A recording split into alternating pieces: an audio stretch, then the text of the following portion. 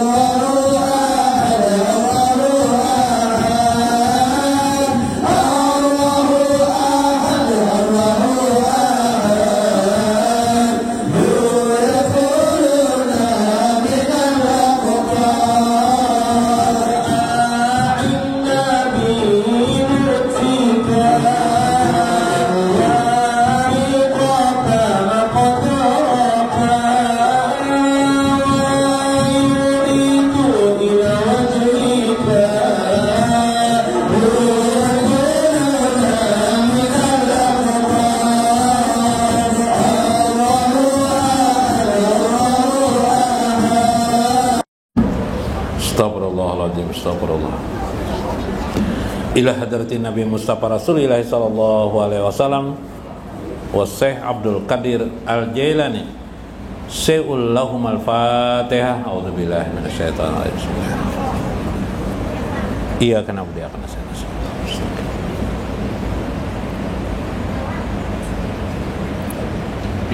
Assalamualaikum warahmatullahi wabarakatuh. Bismillahirrahmanirrahim. Bismillahil malikil qudusi salam. Bismillahil azizil hakim. Wassalatu wassalam ala sayyidina wa nabiyina Muhammad wa ala alihi wa sahbihi ajmain. Paina insyaallah ab'asu li kitabi Syekh Abdul Qadir Jailani Jala'ul Qatir wa nafa'na bihi wa ulumihi bidarain, amin ya rabbal alamin. Mudah-mudahan melewati saluran Syekh Abdul Qadir Al-Jailani, keharuman semerbak beliau dimuliakan Allah, tercurah juga kepada kita sekalian di dunia ini. Semoga keberkahan itu juga menjadikan kita tetap bersama baginda Nabi besar Muhammad SAW di dunia dan akhirat, dan menjadikan kita wusul kepada Allah Subhanahu wa Ta'ala. Keberkahan bagi rezeki dan nikmat yang diberikan Allah kepada kita, anak-anak kita, lingkungan kita, dan kehidupan kita. Amin ya rabbal alamin. Ya gulam, wahai anak-anakku, kata Syekh Abdul Qadir Jailani, ija daqalta ila indi patwi amalaka wa ru'yata nafsika. Wahai anak-anakku, jika engkau memasuki aku, jika engkau menghadap kepadaku, jika engkau ingin belajar kepadaku, patwi amalaka wa ru'yata nafsika, hilangkanlah segala pikiranmu tentang kebaikan-kebaikanmu selama ini, dan pandanganmu terhadap dirimu yang selama ini engkau pandang dirimu itu memiliki jabatan, memiliki kekuatan, memiliki kekayaan, harta benda, atau kemampuan lainnya. Hilangkan semua itu jika engkau ingin belajar, jika engkau ingin wusul kepada Allah Subhanahu wa Ta'ala. Udkhul bila syai'in muflisan, masuklah ke lingkaran aku sebagaimana aku memasuki lingkaran Allah. Muflisan, dengan cara muflisan, dengan cara bangkrut sebangkrut-bangkrutnya. Kemarin dalam Syirul Asrar pernah saya mengajarkan, saya sampaikan amalan bangkrut. Amalan bangkrut itu ialah bahwa seluruh amal-amal yang kita kerjakan selama ini kita hadiahkan kepada Rasulullah SAW dan kaum muslimin. Kalau kuat lagi kepada semua manusia, semua makhluk di alam ini, hadiahkan untuk mereka. Jadi kita nol. Lalu apa? Allah yang membalas 10 kali, wa asyra amsalihah, 10 atau semisalnya, sampai 70.000 kali lipat. Subhanallah. Itu salah satu amalan orang yang ingin mencapai wusul, menjadi kekasih Allah. Demikian juga kalau ingin keberkahan pada ilmu, keberkahan kepada ilmu menjadikan seseorang wusul kepada Allah, mendapatkan hidayah, meraup hidayah sebanyak-banyaknya di sisi Allah Subhanahu wa Ta'ala, maka berpikirlah engkau bangkrut, engkau tidak memiliki apa-apa. Masuklah ke lingkaranku dengan berpikir engkau tidak memiliki apa-apa, engkau tidak memiliki kepintaran apa-apa, engkau tidak memiliki jabatan apa-apa, engkau adalah rakyat jelata, lebih hina daripada rakyat jelata. Begitulah hati kita juga di hadapan Allah Subhanahu wa Ta'ala. Nah, ini syaratnya jasa bila hendak sampai benar-benar. Tadi kalau dalam kitab Hikam Saya mengingatkan Syekh Ibnu Athaillah, tidak mungkin orang itu wusul. Wusul itu mencapai hakikat. Wusul itu artinya mencapai hakikat. Maksud mencapai hakikat adalah pengertian hakikat, mengerti hakikat. Bila mengerti hakikat itu wusul artinya. Nanti kita di bab terakhir nanti ada tentang 4 kategori ilmu yang kita pahami, yang kita sadari, kita pahami. Insya Allah mudah dipahami. Nah, untuk mencapai wusul hakikat itu kata Syekh Ibnu Athaillah tadi, kamu tidak mungkin kecuali Allah memberi kepadamu kekuatan. Karena itu jangan engkau tampakkan hebat dirimu, ya kan? Tapi sadari karena hidayah Allah, bantuan Allah dan penyelimutan Allah terhadap dirimu akan sifat-sifat Allah, itulah yang menjadikan kamu wusul kepada Allah Subhanahu wa taala. Yang dalam bahasa Syekh Abdul Qadir Jailani di sini merasakan engkau tidak memiliki apa-apa, engkau bangkrut, tak memiliki apa-apa. Ija jita anta taro amalaka wa nafsaka khujibat an hajal amri alladhi asiru ilaihi.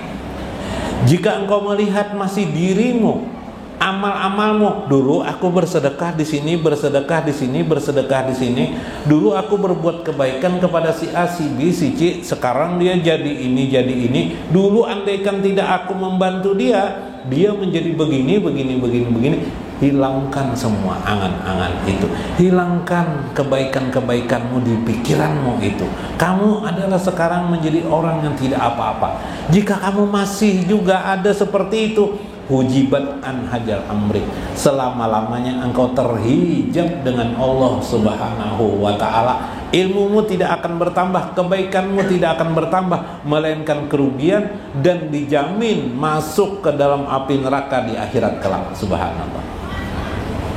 Nah, ini penting karena ada hadisnya tentang masalah itu. Orang yang di hatinya ada merasa kelebihan, batar, merasa mampu, kuasa, apa aja amalnya habis. Subhanallah. Nol, tidak beramal apa-apa. Sekarang kita duluan membangkrutkan diri, ya kan? Nah, jadi tidak mungkin lagi sombong, tidak mungkin lagi sum'ah di hati kita. Maka bersihlah apa yang di hadapan kita, hidayah Allah akan datang kepada kita. Wailaka, celakalah, tabghadani li'anni aqulul haq alaika. Celakalah orang-orang yang membenciku, kata Syekh Abdul Qadir Jailani, disebabkan aku mengatakan yang hak sebenarnya. Orang yang separuh ilmunya atau tidak banyak mengetahui, dia melihat kadang-kadang dalam agama ini amallah yang memasukkan orang ke dalam surga, amal solehlah yang memasukkan orang ke dalam surga. Itu pandangan yang salah, keliru. Harus diyakini dalam ketauhidan, akaid kita, yang memasukkan ke dalam surga itu adalah Allah, bukan amal soleh kita. 2, sebenarnya dalam ilmu ketuhanan disampaikan pula, hakikatnya kita itu tidak hakikat. Yang sebenarnya kita itu tidak beramal soleh. Lalu kenapa kita beramal soleh? Nyatanya saya bersedekah, nyatanya saya berbuat kebaikan. Ini teman saya kalau tidak saya bawa, nggak bisa ke sini dia, ke pengajian ini ya. Buktinya kan saya kan. Itu johil. Tanpa karena hidayah Allah, tanpa karena kekuatan Allah, tidak mungkin amal soleh itu dapat dikerjakan. Karena itu perlu penyadaran. Seperti kata orang, aku tidak ada wujud kecuali wujud Allah. Maksudnya aku tidak mungkin melakukan kebaikan tanpa bantuan Allah Subhanahu wa ta'ala. Inilah pokok dalam ilmu ketuhanan, ma'rifatullah. Kalau tidak mengerti ini, bagaimana bisa akan wusul kamu kepada Allah? Celakalah orang-orang yang membenciku. Kenapa? Karena aku mengatakan yang sebenarnya. perkataanku ini menghapus anggapan pikiran orang seolah-olah amal soleh itu yang akan memasukkannya ke dalam surga. Padahal terserah Allah. Karena amal itu adalah sebenarnya kekuatan dari Allah, amal saleh itu, maka terserah Allah mau memasukkan surga atau tidak. Seperti juga orang yang tidak beramal soleh pun boleh bagi Allah, jaiz bagi Allah untuk memasukkannya ke dalam surga. Yang penting peran kita sekarang bagaimana sebanyak-banyaknya beramal soleh, begitu maksudnya. Wa ma yabghadani wa yazhaluni ila jahilum billahi ta'ala. Siapa yang membenciku atau menjahiliku, maksudnya menganggap aku bodoh, itulah orang-orang yang bodoh di sisi Allah Subhanahu wa ta'ala. Nah ini, jadi beliau sekarang jadi ukuran. Silakan mau mengukurku, kata beliau. Waalaikumsalam. Kata saya Abdul Qadir Jan. Waalaikumsalam. Beb. Alhamdulillahan. Adallah. Duduk silakan. Silakan mau membenciku, tidak suka denganku. Oh subhanallah, Syekh ini menantang. Nantang siapa aja silahkan benci kepadaku, kata Syekh, tidak apa-apa.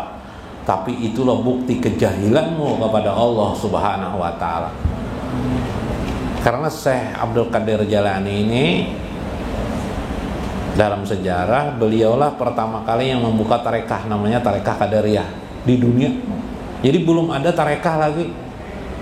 Beliau yang pertama kali membuka tarekah, namanya tarekah Qadariyah. Setelah beliau buka tarekat Qadariyah itu 50 tahun kemudian Syekh Abu Hasan As-Sajili membuka tarekat namanya tarekat Sajiliyah, mengambil ilmu daripada Syekh Abdul Qadir Al-Jailani.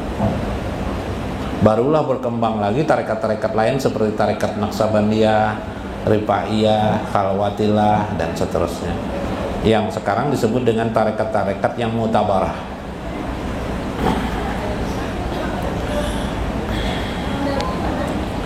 Kasirul qauli qalilul amali. Orang-orang jahil itu memiliki tanda kasirul qauli, qaulil. Orang yang jahil itu memiliki tanda kasirul qauli, banyak berkata, qalilul amali, tapi sedikit melakukan amal saleh. Nah, pernah di masyarakat kita kalau ada lah mulutnya sana kemari menilai-nilai. Apa hasilnya ke pengajian aja? Nggak ada aja. Pada uyuh awak ya. Untuk mulutnya aja. Nah, bila ada orang kayak itu tuh orang jahil tuh, ya kah? Nah, itu orang jahil. Jangan didebat, jangan. Bila mendebat orang jahil dengan orang jahil itu sama juga. Jahil juga. Anak-anak SD tuh didebat, sama kita sama anak-anak SD juga. Jadi jahil. Nah, jadi tidak apa-apa, kata Syekh, orang mengkritik saya biar aja, nanti akan kembali kepada dirinya sendiri. Nah, ini Syekh ini luar biasa. Karena beliau ini halwatnya 25 tahun. Nah, kita semalaman aja halwat, ribut, ditinggalkan bini aja beli kampung, rumahnya sehari sudah ribut. Nak mambili lon bini, hanya bini yang meninggalkan. Kalau dunia pang meninggalkan 25 tahun kayak kabar. Ya kah? Nah, ini melihat-lihat sendiri. Wa ma yuhibbu illa alimun billahi kasirul amal qalilul qauli. Siapa yang menyukaiku, siapa yang mencintaiku, kata saya, illa alimun billah, pasti orang itu orang yang alim billah, orang alim di sisi Allah. Pasti orang itu kasirul amal wa qalilul qaul, banyak amalnya, sedikit perkataannya. Subhanallah. Nah,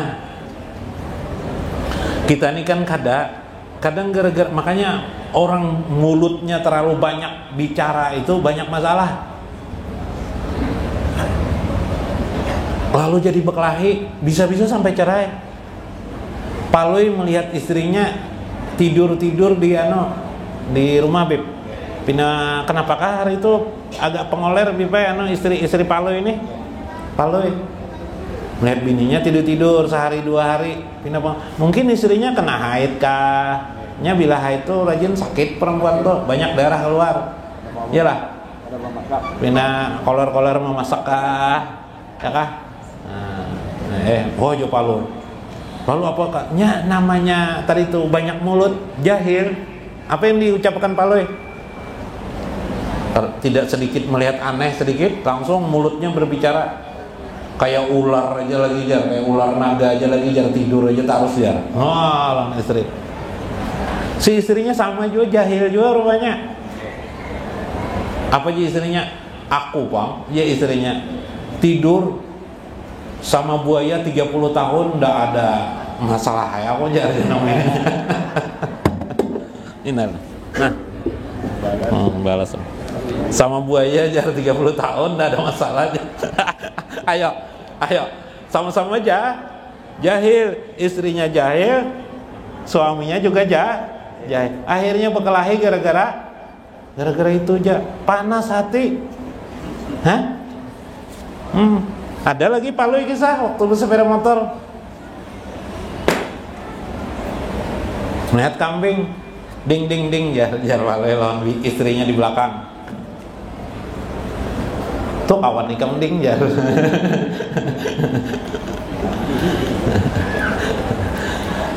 Ya kah? Son marah lawan istri. Ya lah. Nah makanya bila orang jahil tuh bahaya kayak itu tuh, lalu menyamakan dia kepada yang lain.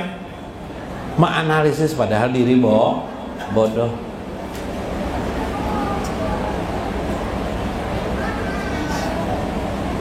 Kalau pintar agama tuh kata saya Abdul Qadir 13 macam ilmu agama lu dipelajari.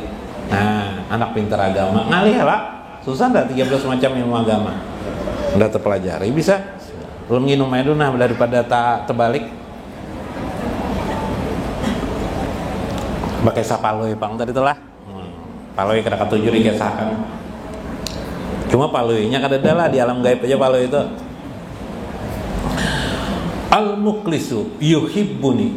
Orang-orang yang muklis ikhlas pasti menyukaiku. Ujar saya, nah orang-orang ikhlas pasti menyukai. Belajar ilmu Syekh Abdul Qadir Jailani, belajar agama melewati Syekh Abdul Qadir Jailani, itu hanya orang-orang ikhlas bisa. Makanya kadang-kadang gangguannya banyak benar. Mau turun ke majelis istri, Bang jar, gani pangulun jar guring malam ini jar. Bini pulang nama halangi.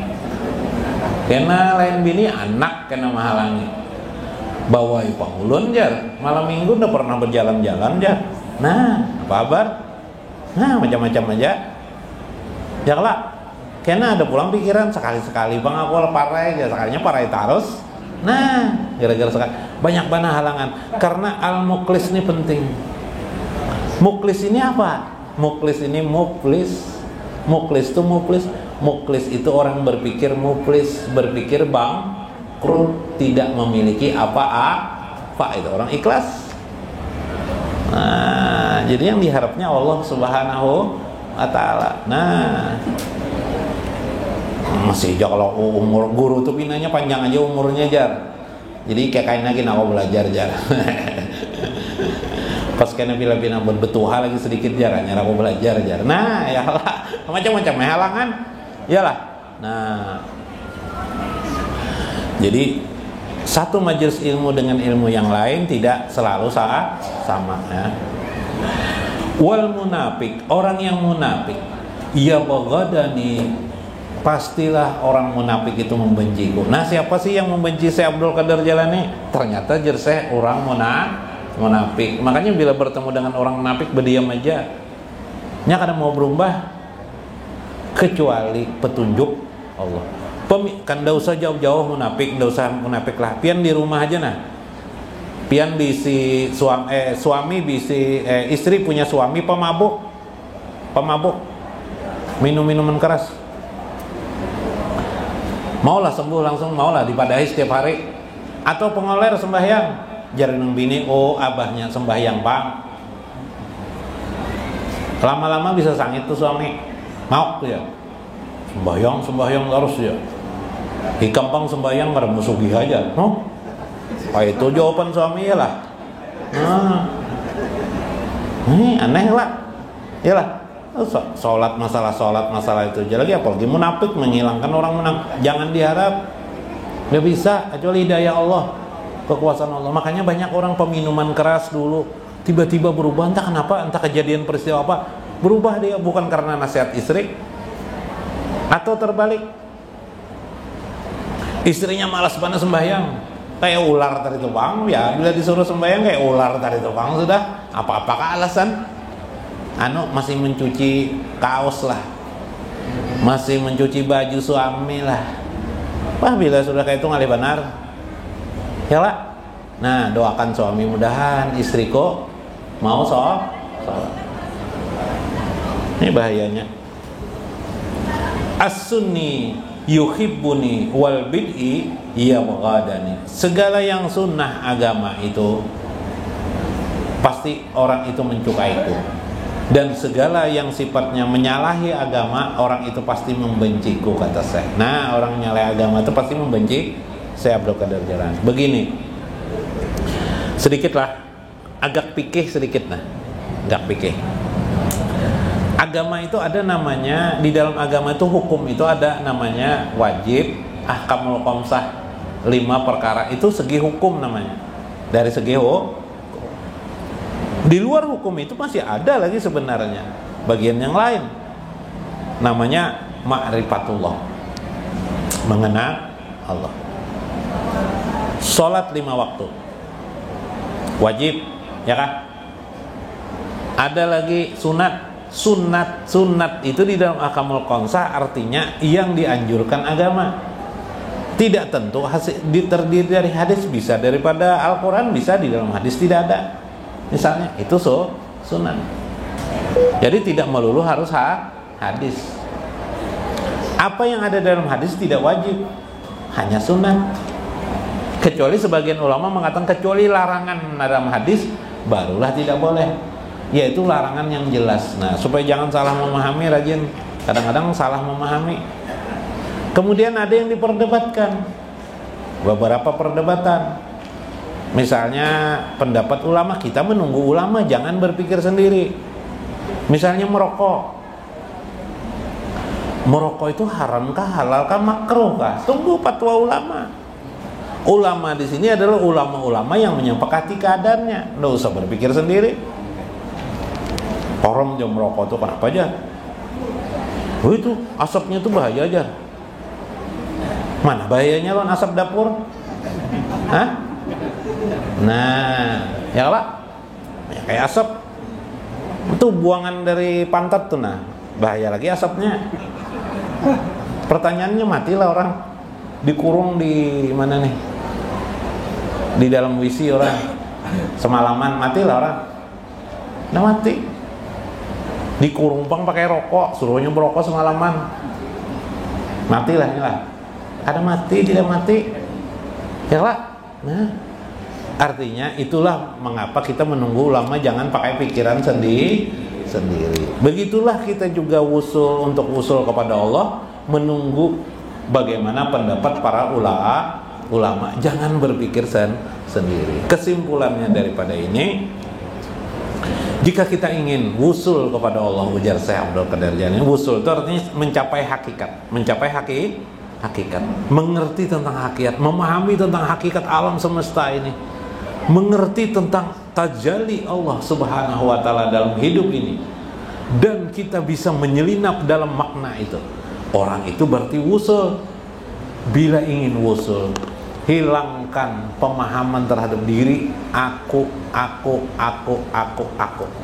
Hilangkan aku nih dulu, aku nih kan mantan polisi, nggak usah lagi dipikirkan. Aku kan mantan tentara, nggak usah dipikirkan itu. Aku kan bekas pejabat, nggak usah, bakas juga situ sudah, apalagi dah, ya kah? Aku mantan raja, mantan apa, atau apapun juga mantan, ya kah? Aku kan petani yang sudah lama, pengalaman kalau aku hilangkan juga. Aku kan banyak ibadat sunat sudah mengerjakan, hilangkan juga. Aku kan selama seumur hidup ini mengerjakan sholat 5 waktu terus juga. Sudah, jangan lagi dipikirkan itu. Yang dipikirkan engkau adalah tidak memiliki apa-apa.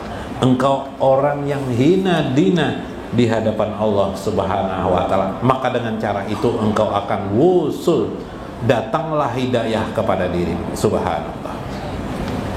Mudah-mudahan bermanfaat, mudah-mudahan dapat pemahaman, pemaknaan di dalamnya. Wallahul muwaffiq ila aqwamit thoriq. Assalamualaikum warahmatullahi wabarakatuh.